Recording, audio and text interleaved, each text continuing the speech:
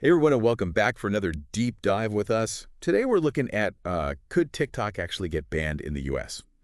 We're working from this Associated Press article that came out December 6th, 2024. It's called TikTok is Inching Closer to a Potential Ban in the US. What's next? Oh, And it's got some really interesting stuff in here about the legal battles that are going on and the politics behind it all and what could happen to the app that we all know and love or maybe soon to be banned. right. So let's just jump right in. This article starts out with some breaking news. A federal appeals court just upheld a law that could force TikTok to separate from its Chinese parent company ByteDance, or else face a nationwide ban by the middle of January. And so you might be thinking, wait, didn't Trump try to ban TikTok before? Yeah, Isn't he back in office now? Well, you're right, and that's what makes all of this even more interesting. absolutely. So the court's decision basically boils down to this idea that TikTok poses a national security risk because of the potential for the Chinese government to access user data. And this has been a simmering concern for a while now. And the court essentially said, yeah, this law is designed to deal with exactly this kind of situation. So TikTok and ByteDance obviously aren't just taking this lying down, are they? No, they're You're not. pushing back pretty hard, saying this law is violating their First Amendment rights and that it's unfairly targeting them. That's right. Their main arguments are that the US government hasn't actually provided any solid proof that their data security is really a problem and that this law is way too broad. Like, it could end up affecting a whole bunch of companies that have international ties. So it's a really complicated situation for sure. Yeah, it is. All right, so we've got this court ruling, and TikTok's definitely ready to fight. Hmm. What happens next in this whole legal battle? Well, it seems like TikTok is planning on appealing this all the way up to the Supreme Court. But there's no guarantee the Supreme Court will even agree to hear the case.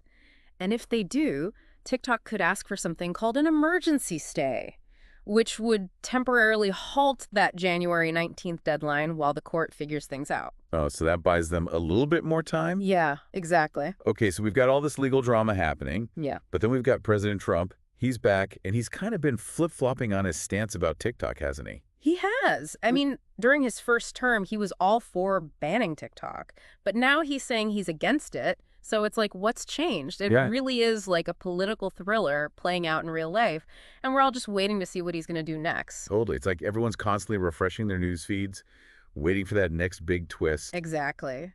And everyone's wondering, what can he actually do at this point? Given where things are legally, does he even have the power to influence what happens? Yeah, I mean, he can't just snap his fingers and make it all go away, can he? Not really, no. He has options, but they're limited. He could decide not to enforce the law, which is called enforcement discretion, or he could try to convince Congress to just repeal the law entirely. And of course, there's always the possibility he tries to get involved if there's a sale of TikTok. Oh, yeah, that's right. Speaking of a sale, remember those big names we talked about earlier? Mhm. Stephen Mnuchin, Trump's former Treasury Secretary, and billionaire Frank McCourt. They both said they were interested in buying TikTok. But wouldn't a sale be super complicated now? Especially with China cracking down on those powerful algorithms like the one that makes TikTok so addictive. You're absolutely right. McCourt's Project Liberty initiative, they're claiming to have over $20 billion lined up and ready to go. But even if they manage to buy TikTok, would China actually let them have the core algorithm, like the secret sauce that makes the whole app work? That's a big unknown. So imagine this. You buy TikTok, but it's like a dance party with no music. You've got the platform, but the magic's gone. Would people even still use it? Would advertisers still be interested? That's the million-dollar question, isn't it? It really gets at the heart of why this whole situation is so complex. We're not just talking about one app here. It's about technology, national security, global power dynamics, and of course, billions and billions of dollars. It really is like a high-stakes poker game where everyone's trying to figure out what cards the other players are holding. Exactly. So let's talk about those algorithms for a second. I think a lot of people hear that word and they just kind of tune out. Could you break it down for us? What is an algorithm Yeah. and why is it such a big deal in this whole TikTok saga? So think of an algorithm as a set of instructions, like a recipe. That determines what you see on your For You page. It takes all sorts of data, like your likes, the videos you watch, even how long you watch a video for, and uses that to create a personalized feed that keeps you scrolling. It's what makes TikTok so engaging, and it's a big reason why it's become such a cultural phenomenon. Okay, so basically, if a company buys TikTok, but they don't get that algorithm, it's like buying a car without an engine. It might look nice, but it's not going to go anywhere. Exactly. And think about the implications for the creators, the people who have built their careers on TikTok. A sale, even without the algorithm, would be a huge change for them. That's true. Their audience, their income, their creative process, all of that could be totally disrupted. This isn't just about a tech company and a government.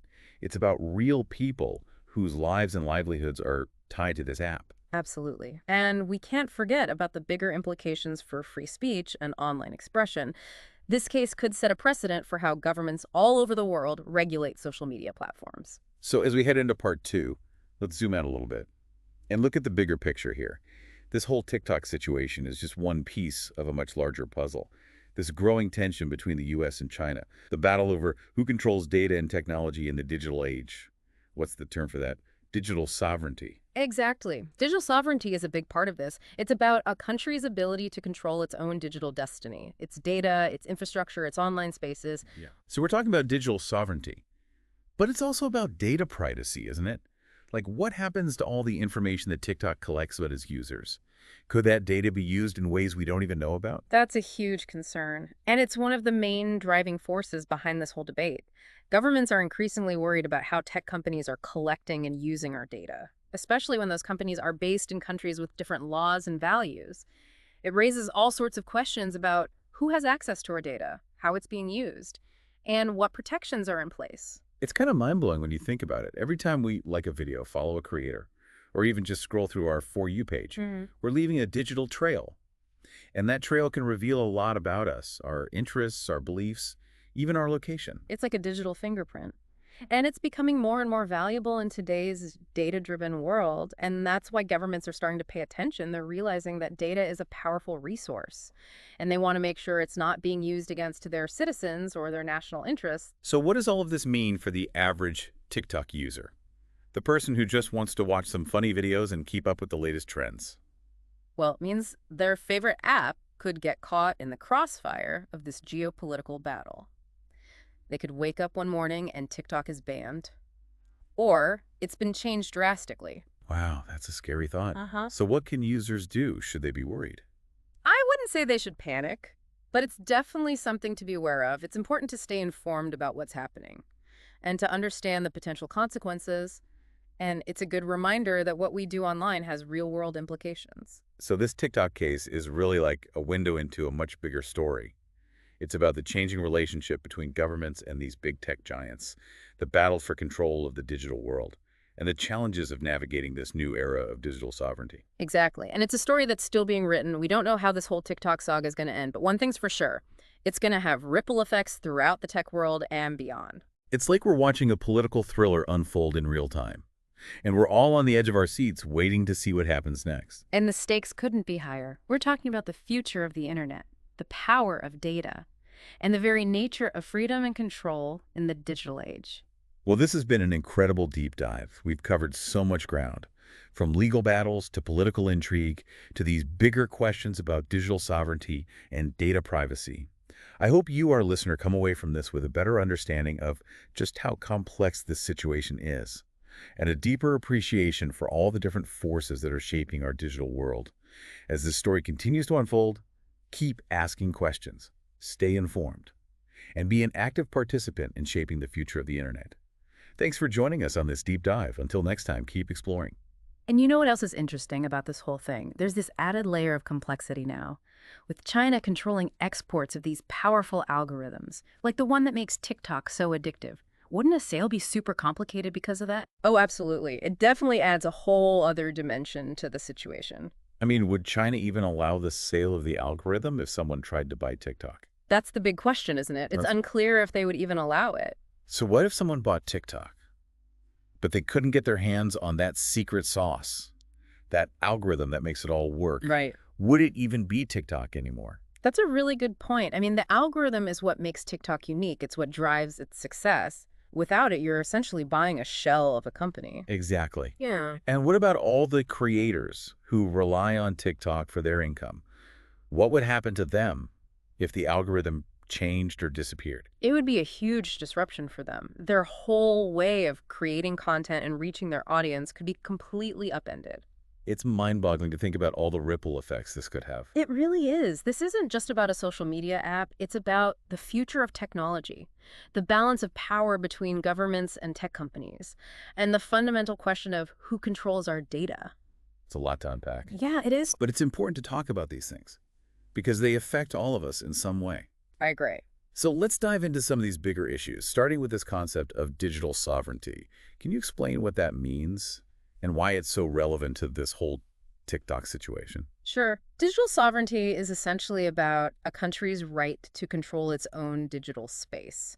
It's about protecting its data, its infrastructure, and its citizens online. So in this case, it's about the U.S. asserting its digital sovereignty over TikTok. In a way, yes. The U.S. government is arguing that because TikTok is owned by a Chinese company, it poses a risk to American data and national security. And they're using this idea of digital sovereignty to justify their actions. So it's like a tug of war between the U.S. and China over who gets to control this digital space. Exactly. And it's playing out on a global stage with TikTok caught in the middle. And it's not just about TikTok, is it? This has implications for other tech companies and social media platforms as well. Absolutely. This case could set a precedent for how governments around the world regulate the internet. It could change the way we think about online privacy and data security. It's like we're at a crossroads, and the decisions made now will have a lasting impact on the future of the internet. I think that's a very accurate assessment. So we've talked about digital sovereignty, but what about data privacy? I mean, what happens to all the information that TikTok collects about its users? Yep. Is there a risk that it could be misused or accessed by the Chinese government? Those are very legitimate concerns, and they're at the heart of the debate surrounding TikTok. TikTok has repeatedly denied that they share user data with the Chinese government, but many people remain skeptical. And it's not just about TikTok, is it? I mean, all of these social media platforms collect a ton of data about us. And it's not always clear how that data is being used. That's right. We're living in a data-driven world, and our personal information has become incredibly valuable. It's almost like we're giving away pieces of ourselves every time we use these apps. In a way, yes. I And don't it's know. important to be aware of that. So how can we protect our data online? What steps can we take to ensure our privacy? Well, that's a whole other conversation. But it starts with being informed, understanding the risks, and making conscious choices about how we use technology. That's good advice. Thanks. This is all very thought-provoking, It is. and it highlights the complex challenges we face in this digital age. Absolutely. I think we've covered a lot of ground here, Okay. and I hope our listeners are starting to see the bigger picture. This isn't just about TikTok. It's about the future of the internet and our place in it. I couldn't agree more. It's really fascinating stuff. Yeah, it is. So we've got these big ideas swirling around: digital sovereignty, data privacy, the future of the internet. It's a lot to take in. It really is. But let's try to bring it back down to earth for a second. What does all this mean for the average TikTok user? The person who's just scrolling through their For You page looking for some laughs. Well, I think the main takeaway here is that their favorite app. It could be caught in the middle of this geopolitical tug of war. They could wake up one morning and find that TikTok is banned, or that it's been dramatically changed in some way. And that would be a big deal for a lot of people. Absolutely. For many users, TikTok is more than just an app. It's a community, a source of entertainment, even a way to make a living. So it's not just about technology. It's about people's lives. Exactly. And that's what makes this whole situation so complex. There's no easy answer, no clear-cut solution. It's a balancing act between national security, individual rights, and the freedom of expression. And it's a debate that's going to continue for a while. Oh, for sure. So what can we do as users? Yeah. How can we stay informed to make sure our voices are heard? Well, I think the first step is education, understanding the issues at stake, learning about the different perspectives. Once we have a better grasp of the situation, we can start to engage in meaningful conversations, advocate for our beliefs, and hold our elected officials accountable. That's good advice. So this deep dive has really opened my eyes to a whole new world. It's made me realize just how interconnected everything is. From the apps we use on our phones to the global political landscape. It's all part of the same tapestry. And it's constantly evolving. That's the beauty and the challenge of the digital age. Well said. I think we've covered a lot of ground today, and I hope our listeners have found this conversation as insightful as I have. We've explored the potential ban of TikTok, the legal and political battles surrounding it, and the broader implications for digital sovereignty and data privacy. It's been a fascinating journey, It has. and it's a reminder that the digital world is full of complexities and challenges, but it's also full of opportunities. As we move forward, let's approach these issues with curiosity, critical thinking, and a commitment to shaping a digital future that benefits all of us. Thanks for joining us on this deep dive. Until next time, keep exploring.